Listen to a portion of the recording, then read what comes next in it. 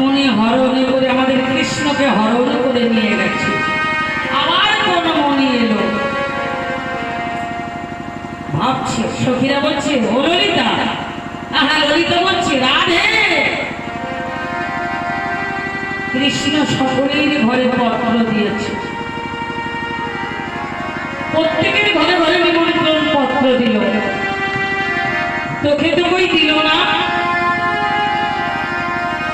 হ্যাঁ রে, রাধারানী বলছে যে আপনজন হয় না তাকে পত্র দিতে লাগে না, বিনা পত্রে সে চলে যায়। আমার বধূ যদি যজ্ঞে ফিরে এসেছে, তাহলে কেন কেন আমি সেই যজ্ঞে যাব? আমি তো আগেই হাসতে হাসতে যজ্ঞে চলে যাব। চিন্তা করিস না।